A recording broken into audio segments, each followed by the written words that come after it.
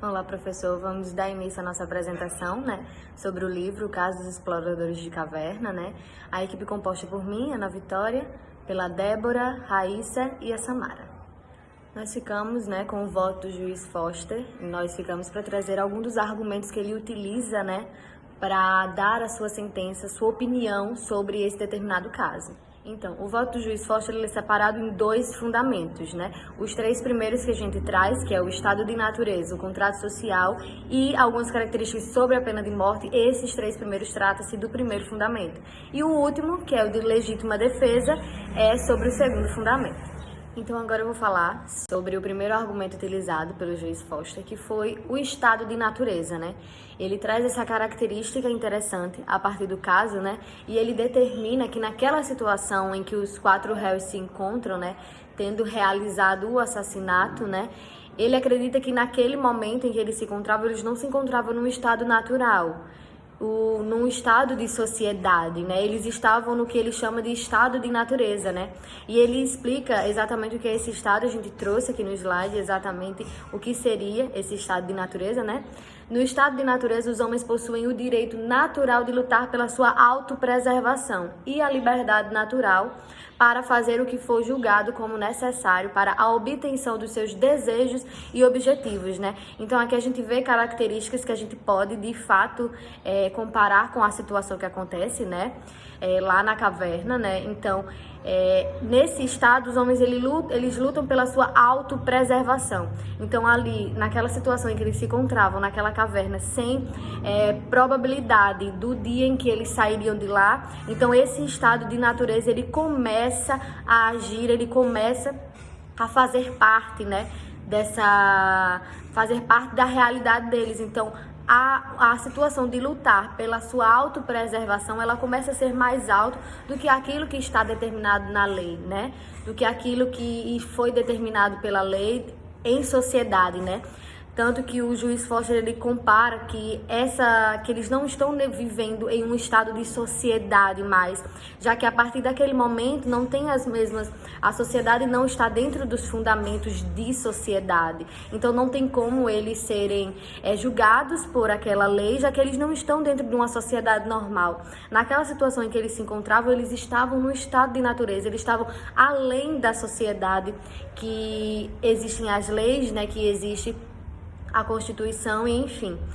Mas no finalzinho dessa primeira partezinha, e a liberdade natural para fazer o que for julgado como necessário para a obtenção de seus desejos e objetivos. Então, qual era o desejo e o objetivo deles naquele momento? Era sair vivo.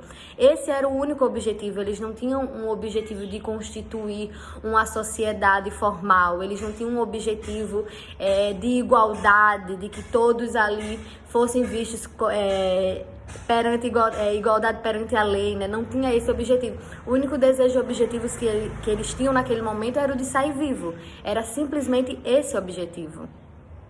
Então, dando continuidade, a gente trouxe aqui, falando sobre esse estado de natureza segundo Hobbes, as noções de bem e de mal, de justiça e injustiça não podem aí ter lugar, Então, Hobbes fala nesse momento sobre o estado de natureza, Onde não há poder comum, não há lei. E onde não há lei, não há injustiça, É interessante essa primeira parte aqui da referência que a gente trouxe de Hobbes, Que ele coloca nesse estado de natureza, que é justamente o que o juiz Foster defende, Ele coloca que nesse estado não há lei. Então, se não há lei, não tem injustiça, Então, se não existe lei nesse estado de natureza, então eles não descumpriram com nenhuma legalidade, Já que nesse estado não existe lei, já que o único instinto, a única lei que existe é a lei de sobrevivência, então não tem nenhuma lei infringida por esses quatro réus.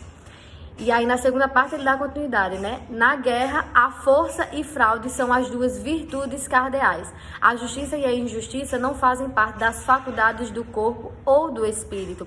Então nesse momento é como se fosse um estado de guerra. Não existe mais essa necessidade por algo além da sobrevivência. O único objetivo, inclusive como a gente comentou no tópico anterior, o único objetivo é o de sobreviver. Não tem nenhum outro objetivo além desse. E outra parte que nos chamou a atenção foi justamente em uma de suas falas, que o juiz Foster ele comenta que essa é uma situação extraordinária, Justamente essa parte que a gente trouxe aí, né? Quando a suposição de que os homens podem viver em comum deixa de ser verdadeira, as premissas básicas subjacentes a toda a ordem jurídica perderam seu significado e a sua coercibilidade. Então, nesse momento do estado de natureza, não existe mais uma aplicação legal sobre essa situação. Olá, meu nome é Débora, né? E nós vamos falar sobre os acusados que foram processados pelo crime de homicídio doloso e eles foram condenados à pena de morte. Durante toda a apresentação, nós vamos apresentar o voto do juiz Foster.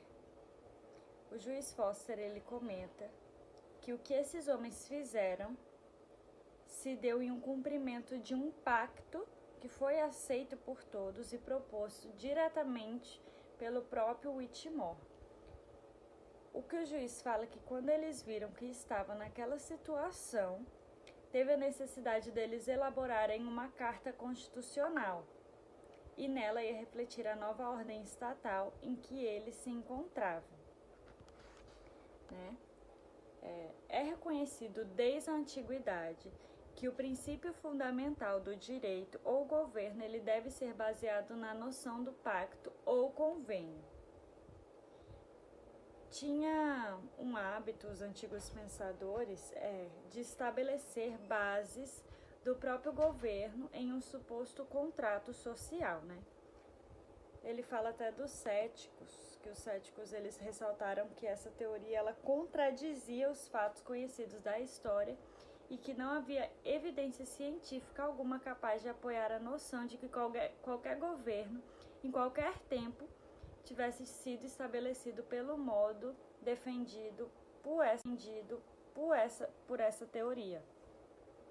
Ele também fala dos moralistas, que eles replicaram que se o pacto era uma ficção do ponto de vista histórico, essa noção ela fornecia a única justificação ética para os poderes do Estado, inclusive aquele de pena de morte, né, de pôr fim à vida, que é um caso assim assimilado, né? Os poderes estatais eles podem somente ser justificados moralmente. Isso em razão de ser uma circunstância de que os homens eles se posicionaram de acordo e os aceitariam se vislumbrassem a satisfação da necessidade de construir novamente alguma ordem capaz de tornar possível a vida em sociedade.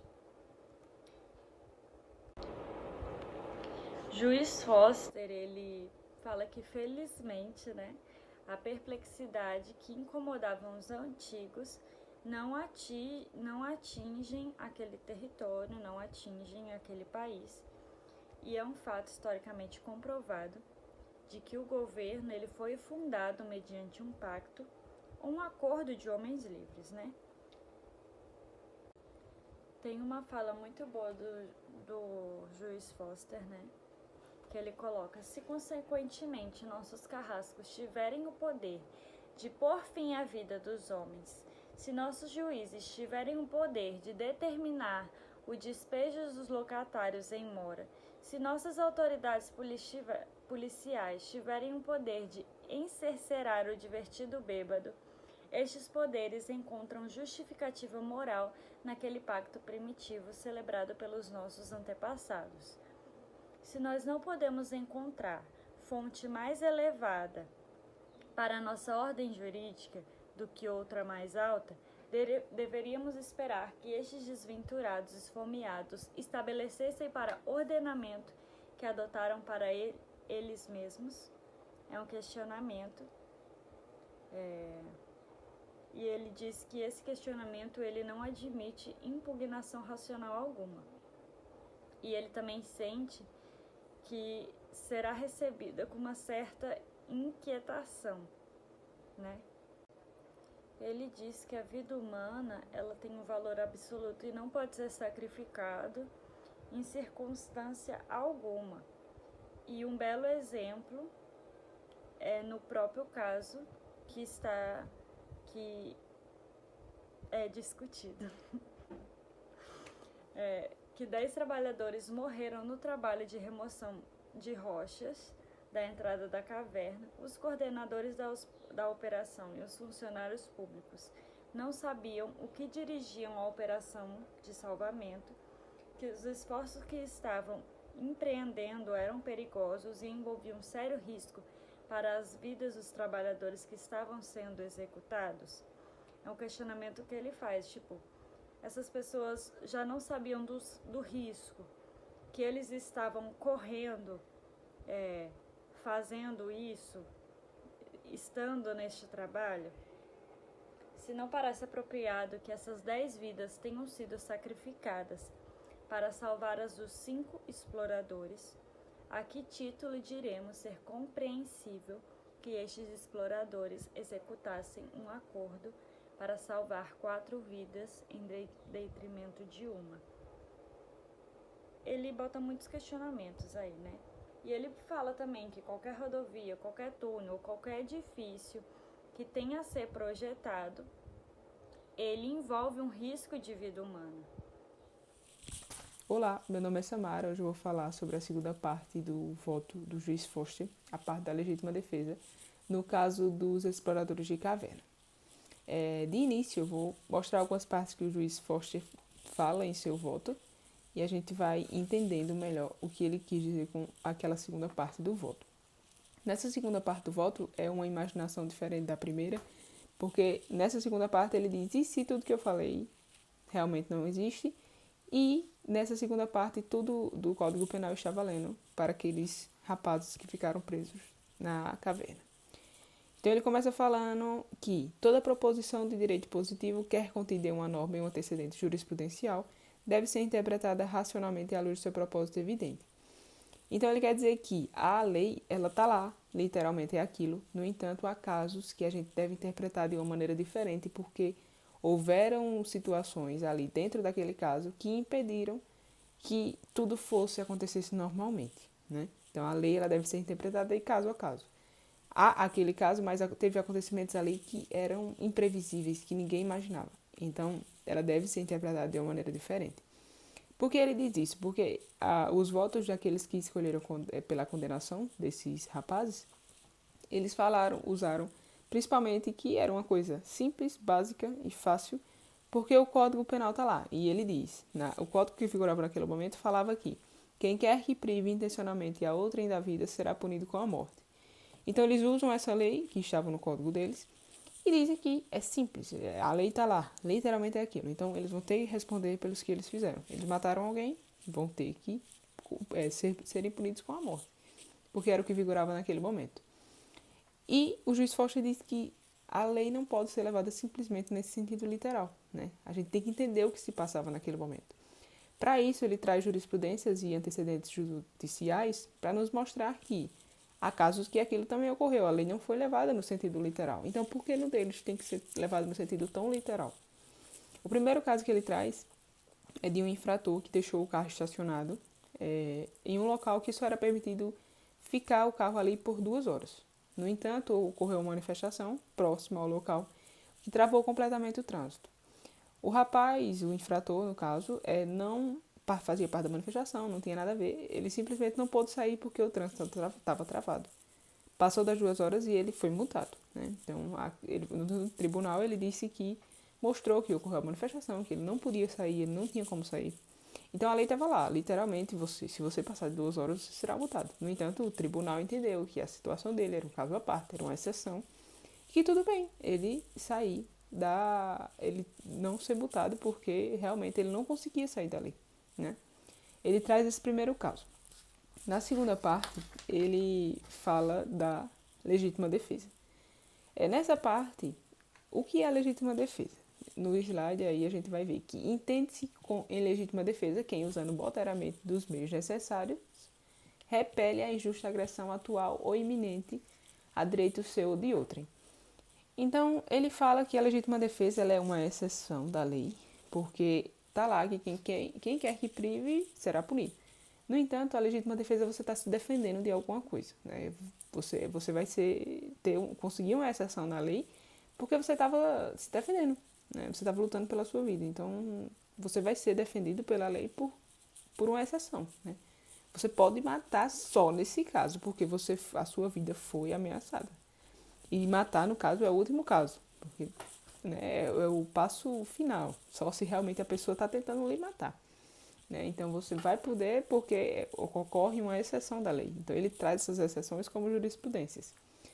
No voto dele, a gente vai ler aqui, ó, ao realizar a interpretação do dispositivo legal, devemos ter em mente que ele ainda foi literalmente aplicado ao caso concreto. Há séculos estabeleceu-se que matar em legítima defesa é excludente de ilicitude. Então, mesmo que você mate, a ilicitude vai ser exclusa, né? Você não vai responder por aquele ato se você provar que realmente matou em legítima defesa.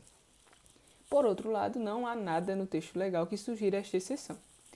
As tentativas para conciliar a orientação jurisprudencial sobre legítima defesa com o texto da lei são inúmeras, muito embora, na minha opinião, não constituam, senão sofismas engenhosos. Ele diz que não está lá no texto legal que ocorre essa exceção. Por exemplo, depois da parte do homicídio, não vem dizendo exceção, né? Então, ele diz que não está lá, mas é uma exceção. Então, não é o sentido literal. Ela existe, porém não está lá, né? É isso que ele quer dizer com isso. Mais à frente, né? Ele traz que um homem cuja vida seja ameaçada repelirá seu agressor e, para tanto, não importa o que a norma legislada possa dizer. Então, ele diz que, independente se não existisse legítima defesa, se você fosse atacado, provavelmente você responderia o ataque. Você não esperaria ser morto, por exemplo. Então, ele diz que é isso. Independente do que está na norma, você vai se defender, você vai repelir o agressor. Você vai lutar pela sua vida, né? Ele acha que muito essa parte de jurisprudência, se você, um voto, um caso diferente, a jurisprudência pode ser usada futuramente. E ele diz que os juízes, né, os colegas, provavelmente poderiam pensar que, se esse caso fosse perdoado, muito provavelmente após, se acontecesse algo parecido, eles seriam repelidos, né, pelo que deram a inocência àqueles 4 homens. Então, ele traz dizendo que se no futuro qualquer grupo de homens que venha a encontrar-se na trágica situação dos acusados, podemos estar certos que sua decisão de viver ou morrer não será controlada pelas normas do Código Penal. Então, ele fala que é um caso muito difícil de acontecer, né? Mas que, se acontecer, eles não vão imaginar naquele momento o Código Penal, né? Eles estavam em uma situação de sobrevivência, onde os médicos já tinham falado que, se mais 10 dias se passassem, a chance de sobrevivência era mínima, muito pequena. Então, a partir dali, eles escolheram optar por viver, por 4 viverem, né? E um não. Então, ocorreu aquele jogo, enfim. E o Roger foi um dos que pediram para aquilo acontecer, para iniciar, né? Ele desistiu após o acontecimento. Então, mais à frente, ele traz, mais uma vez, essa questão de levar ao pé da letra. Ele traz um exemplo de uma empregada doméstica que a patroa diz que ela venha aqui agora, né? Venha aqui, eu estou precisando de você aqui agora. Aí, nesse momento, ela estava salvando uma criança. Se ela for levar no sentido literal da frase, ela vai soltar a criança e ir até a patroa. No entanto, a gente não pode levar no sentido literal tudo o que nos é dito. Se você tiver em uma situação muito diferente, você provavelmente terminará a situação. Você está salvando a criança. Então, a patroa espera um pouco. Então, você vai até lá, mas você não vai levar no sentido literal. Larga tudo e vem aqui. Não. Espera aí, né? Cada caso é um caso. Então, você vai esperar acontecer e depois você irá até lá, né? Então, no final do voto, ele fala sobre essas partes, traz essa jurisprudência e diz que a literalidade não deve ser interpretada ao pé da letra, porque se tudo for levado ao pé da letra, a lei vai ser injusta e não justa, né? Então, cada caso você deve ser visto de uma maneira diferente, de uma maneira mais aprofundada do que realmente aconteceu naquele caso. O caso dos exploradores foi uma total exceção, né? Você estava lá e precisava sobreviver. Então, ele diz que eles precisavam sobreviver. Para isso, tiveram que matar. Infelizmente, mas tiveram que matar. Caso eles escolhessem não, todos morreriam. Então, por isso que isso ele traz tanto dizendo que é uma exceção. Não é uma coisa que acontece sempre. Não é uma jurisprudência que pode ser usada. Ele diz que não, não é uma exceção. Um caso para isso acontecer novamente é muito difícil. Provavelmente essa jurisprudência não vai ser usada. A gente pode perdoar essas pessoas. Eles podem saírem daqui inocentes. Ele conclui dizendo que o voto dele Ele vota pela retirada de todas as acusações contra os acusados e prefere os declarar inocentes. Oi, professor. Meu nome é Raíssa. Eu vou falar sobre a pena de morte. Referente à pena de morte, nesse caso, junto de todos os lados, principalmente do juiz em que a gente escolheu, que é o juiz Foster, vemos que tem todo um extremo, tá? E vindo da pena de morte e também do valor absoluto da vida, que mais pra frente eu vou explicar o que seria isso. Podendo até mesmo algumas vezes assassinato, em roubo, vingança, outros motivos, podemos chegar a questionar o nosso valor e o valor da vida.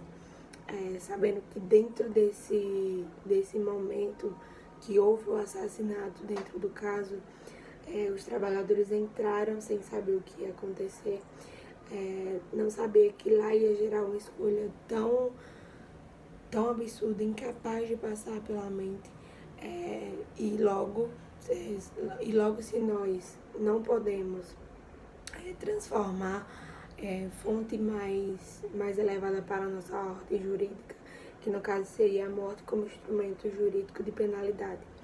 Hoje a pena de morte, ela é uma lei que, no caso, é falado sobre a maior pena dentro do direito, né, dentro da justiça. E falam que, como não existe outro método mais agressivo que esse, seria a pena de morte em caso extremo. Tanto que a gente não tem isso em todos os lugares. Aqui no Brasil mesmo, a gente não tem. Como já tinha falado, e deveríamos esperar que estes desaventurados e esfomeados, como tem no slide, estabelecessem, na verdade, e adotassem para eles mesmos. Dentro desse ponto, o juiz Foster, ele veio muito à risca. Ele não queria que eles fossem julgados por nenhum crime, pois não tinha sido cometido. O crime, na verdade, é gerenciamento de escolhas e votações. Tudo foram falado que foi votado para essas pessoas, e ele, no caso, frisou algumas vezes isso. Dentro desse caso que foi visto, né, o juiz, ele acabou vendo um ponto de vista, vamos dizer, singelo, e que poderia haver um julgamento, que não, na verdade não poderia haver um julgamento de morte, e vendo que só a base teórica dele, que tem o hábito, e essa lei de pena de morte, na verdade, só teria alguns territórios, e ele não achava justo. Tanto que ele comenta de que se fosse em outro lugar que acontecesse, não estaria havendo esse julgamento para uma pena de morte. Então, por que lá pode e aqui não poderia, como julgamento?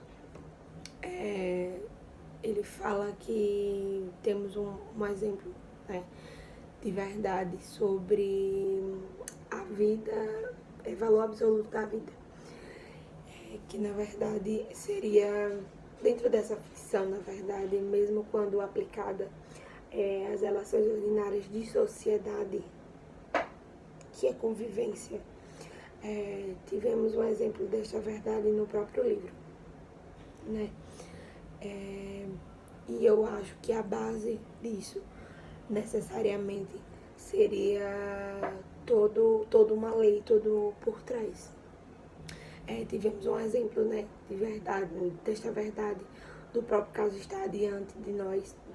10 trabalhadores morreram no trabalho de remoção de rochas, não sabia que isso poderia ser suicídio, foram trabalhar normalmente. Os coordenadores das operações e os funcionários públicos não sabiam dirigirem as operações. Foi procurado padre, militares, e ninguém queria se envolver, porque no fundo todo mundo saberia o que mais adiante ia ser feito. e ser cúmplice também é um crime. E sobre a operação de salvamento, que os esforços que estavam prendendo eram perigosos e tal, só que provavelmente isso não foi especificado totalmente. Era uma missão de resgate, de salvamento, e acabou gerando um assassinato, querendo ou não. Dentro da lei, a gente tem uma explicação referente à pena de morte. A pena de morte baseada, é um tipo de condenação criminal prevista e argumentada de acordo com a lei. Na verdade, o sistema jurídico da região em que é aplicada. Como já tinha falado, não é em todos os lugares que essa pena de morte ela é aplicada, mesmo tendo todos os crimes iguais ou piores em lugares que não tem a pena de morte necessariamente prevista. Também conhecida como pena capital, né? Por esse motivo que eu tinha explicado para vocês. Esta sentença ela é utilizada por diversas sociedades. E tá aí, eu acho que o maior problema. Mas ao longo de toda a história da humanidade, porque ela é muito antiga, muito antes de nomes, de darem fugiu a palavra, no caso, nome aos burros, né? Já existia a pena de morte, mas não era colocada por lei. Na verdade, era a lei das pessoas que tinham capital maior, que eram ricos. E como já foi dito, que não há outras escolhas, outros meios extremos de pagar uma coisa tão absurda dentro da lei como a pena de morte. E assim é feito para o juiz Foster. Ele acredita que há um esclarecimento, que há a verdade por trás, e eu acho, e referente aos outros juízes, que teve juiz que não deixou claro o seu voto, acredito eu que ele poderia estar com medo de alguma coisa referente ao julgamento, porque o juiz Foster ele deixou muito claro e afirma que a sua decisão é que eles não paguem por crime nenhum, muito menos sofrer a pena de morte. Então eu acredito que dessa forma, acho que ele deixou bem claro que para ele a maior dentro desses fatores é que não existe pena de morte em outros lugares, e o lugar onde ele estava chegava a ser uma lei muito usada.